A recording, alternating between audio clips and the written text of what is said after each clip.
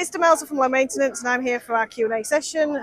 We've had some more questions coming in, and we're getting a few more farmers asking questions at the moment. And we thought, with the heat and everything that's going on, we get some top tips from Connor from Bimeda whilst I was down at the NSA.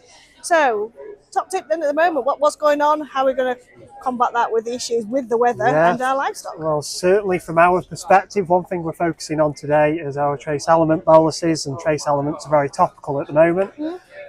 If we start thinking about forage, for example, it's a good thing to think about, mainly because there isn't any at the moment. A bit lacking, isn't it? It's a bit crispy. Yeah. It's a bit lacking, as you say, and the issue there is if it's lacking, then there's a heightened risk of trace element deficiencies. Now, it's really worth considering that, because if we've got sheep, we're thinking about tupping. It's pre-tupping time.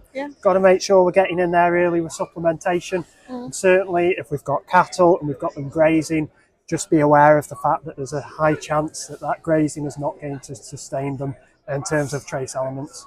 Okay, so in terms of trace elements then, is it some that be more common that they would be missing, or is it just totally depend on where you are, what land you've got and where you live? Yeah, good question. Pretty much your second point answers that. So geographically, we always see that trace element deficiencies will vary based on where we are, so that's always worthy of consideration. That can be for various factors, whether it is soil type or whether it is, for example, that we've got heightened antagonists in the grazing. We're going to see variances around the country. But with the hot weather, although we've got our traditional nuances in certain areas, you might just see that you're seeing deficiencies of additional trace elements purely due to the fact that the forage is going to be quite lacking. Okay, right. So trace elements, people, we need to be working on that. So get speaking to your specialist and your consultant. What else? Another thing maybe that we need to be thinking a little bit more about at the moment with our one thing for sheep and one thing for cattle. Yeah, certainly sheep, hot weather, blowfly risk is still high, so make sure we're on top of that. Make sure whatever we're considering from a parasite perspective, we're using diagnostics where possible. We're not going in blindly with medicines. Diagnose the issue first, then go in with the treatment. And I could probably say the same about cattle as well when we're thinking about parasites. Just keep it front of mind. Yeah, it's really important that we actually do identify what the actual parasite, the pest is.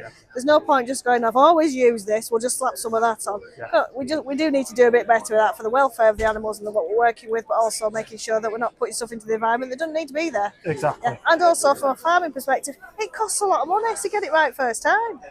Absolutely. Well, everybody wants to save a penny. Exactly. So this might help you save a pound. You never know. Exactly. Anything you want to just finish on? Top tip for somebody? Yeah, I would certainly finish on saying that we've had a fantastic day at the NSA today, and it's been an absolute pleasure to speak to those who have come down to the NSA. We've had some really good conversations. And I'll be looking forward to the next one. Brilliant. Oh, thank you very much for your time. Much appreciated. So don't forget, any questions that you've got, you pop them in the thread, send us an email, get in touch. We wanted to increase the amount of farming type questions that we've got because you are asking them, so I'm going to start getting the experts to come and talk to me about it. So yeah, we'll see you on the next one. Bye for now.